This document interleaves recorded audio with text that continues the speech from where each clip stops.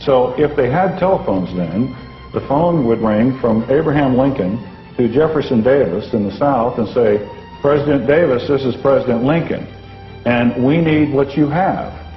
And President Davis says, ain't our problem, your problem. Well, it's your problem now because we're going to come and get you. And we're going to take everything you have, and we're going to call it the Civil War and say it's over slavery. Well, it's a well-known fact the governor of Maine had 65 slaves.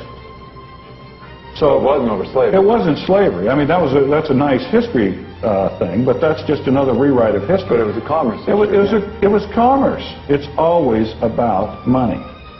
In that context, Lincoln then suspended the Constitution of the United States in 1861, and the Civil War was declared.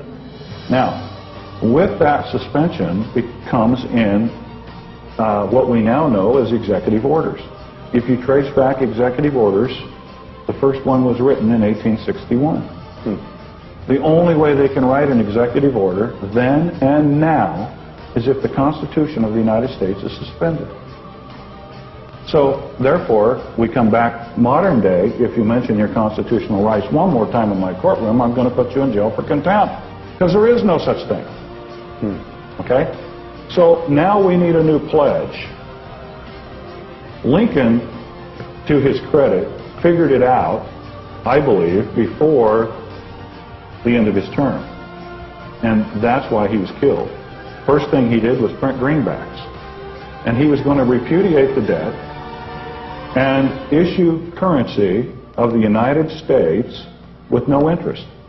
Okay? That was his reorganization. Yeah. That was his reorganization plan. Okay? A bullet got in the way of that. Interestingly, 100 years later, another president tried the same thing, and he got killed too. His name was Kennedy.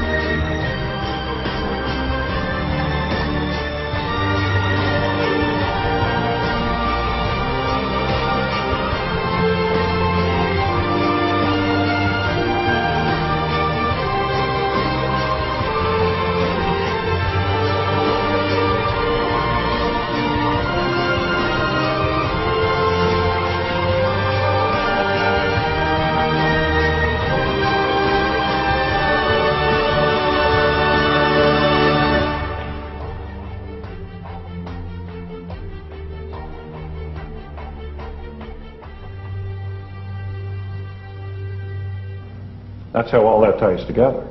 Kennedy printed U.S. notes, and he was going to issue those. Lyndon Johnson's first executive order was to rescind that order that Kennedy had written to issue U.S. notes.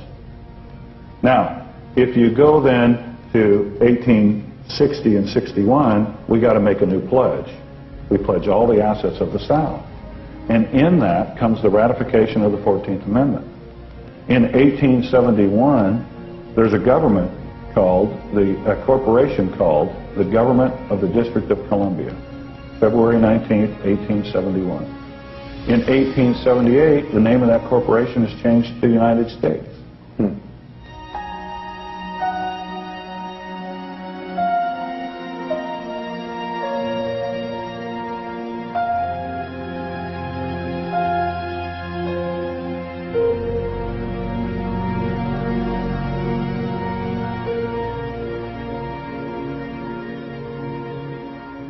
Now the 14th Amendment is here. The government of the United States, a corporation is in place, and all the districts. You all live in the District of Washington, Western Division. Did you know that? Yeah, it's amazing. I did know that, but that kind of terminology is totally foreign to us. Yes, yes. We don't think anything of it, but you have to look at Washington, District of Columbia. Okay? What is Columbia? What is that? Anyway, to get back to our bankruptcy story. Yeah, that is a good question. What is that? They pledge all the assets of the South. All the gold, all the agriculture, Everything. The South was paid for. They had everything. The North was bankrupt because that was where all the industry was. There was nobody, it was cold, there's no money, the bankers are squeezing them. So you go into bankruptcy again, you pledge all the assets of the South, and now you jump forward to September 17th, 1929. 45 days before October 29th, 1929. When everybody knows what happens then, the stock market crashes. Roosevelt gets elected in 1932, and the first thing he does for the first approximately 100 days is rewrite everything in this country. He stacks the Supreme Court to back every decision he makes as constitutional, but there's a problem. There's got to be another pledge made because we're still in reorganization. Now, if they've pledged the South, and in 1929 they recaptured all the land because all the farmers went bankrupt, and the banks held all the paper, what is there left to pledge?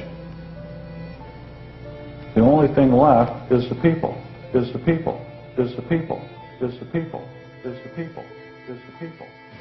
Why do they hate us? They hate what they see right here in this chamber. A democratically elected government. Their leaders are self-appointed. They hate our freedoms. Why the international terrorist movement hates us so much? Many argue that they hate us for our policies. It is my judgment that they don't hate us for what we do, but they hate us for what we are. We are open, tolerant, accepting of others, and this is diametrically opposed to what the fanatic terrorists believe in. They reject our respect for life, for individual rights. They reject our conception of personal choice in the way we dress and the way we educate our children, in our choice of music and art, choices I should say.